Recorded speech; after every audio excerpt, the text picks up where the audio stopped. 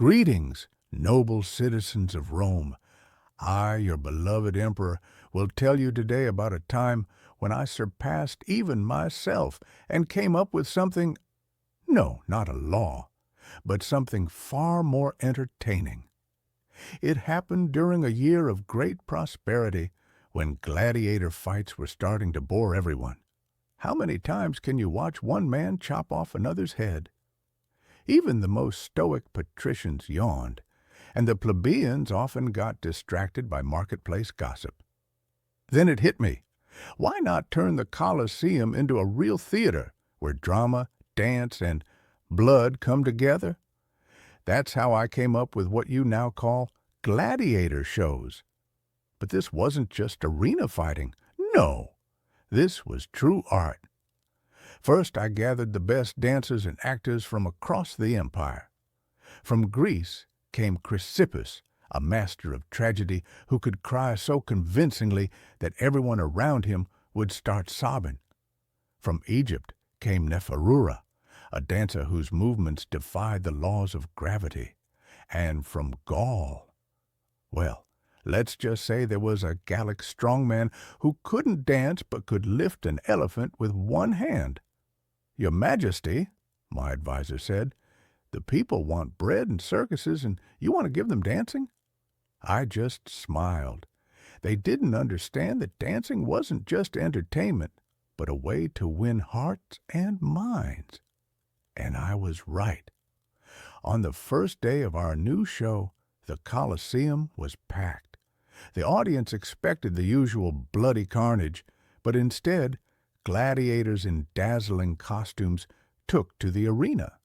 They performed scenes from myths, danced, and even sang. Sure, sometimes they forgot their lines, and one gladiator got so into the dance that he dropped his sword on his partner's foot. But you should have seen it. The crowd gave a standing ovation, and do you know what's funniest? One of my generals came up to me after the performance and said, "Your Majesty, I thought you had lost your mind, but now I see you're a genius." After the first show's success, we added even more elements. Lions? Of course, but now they had to dance too. You should have seen these massive beasts, trained by Rome's finest handlers, spinning in circles to music. We even held competitions to see which gladiator could outdance a lion. Spoiler, the lion won.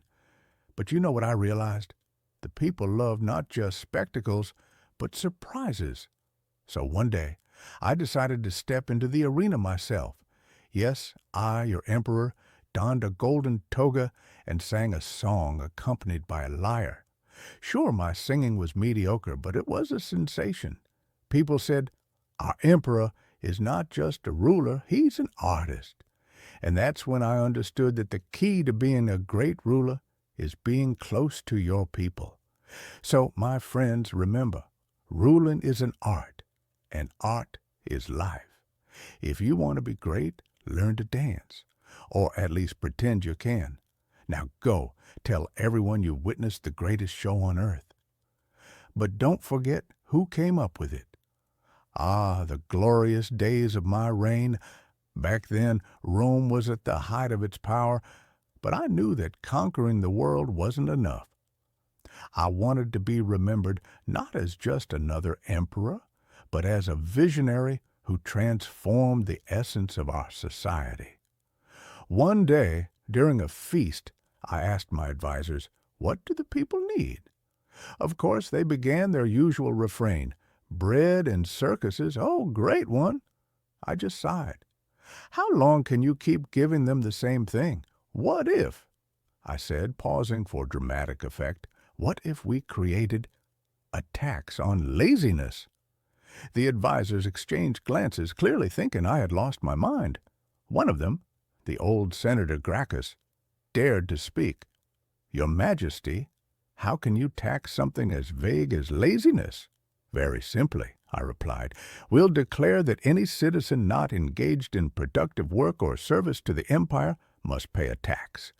Let the idle fill the treasury since they can't do anything else." The next day, I issued the decree. Rome buzzed like a beehive.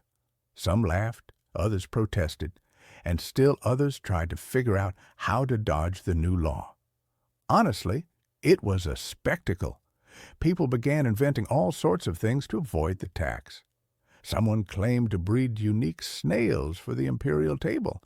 Others said they were developing a new method of sandal weaving. One man even declared he was writing a great Roman epic. I read his draft myself. It was just a random jumble of words. But the most surprising thing happened a month later. I noticed our city began to thrive. People opened shops, held fairs, competed to see who could build aqueducts the fastest or grow the largest melons. Even those who didn't want to work took up the arts just to avoid being labeled as lazy. One day, Senator Gracchus came to me.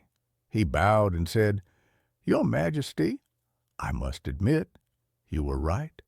Your tax on laziness has turned Rome into the most industrious place on earth." I smiled. But as you know, I never stop at just one achievement. "Excellent," I replied. "Now I'm thinking of introducing a tax on stupidity." Gracchus turned pale. "And me?" I just burst into laughter. "How will you determine who's lazy?" people asked me. I just smiled. We established a special commission that went door to door, asking questions. If someone couldn't prove they were doing something useful, they were added to the taxed list. So, my friends, remember, the key to ruling an empire is creativity. Now go and tell everyone that it was I, your emperor, who made Rome great.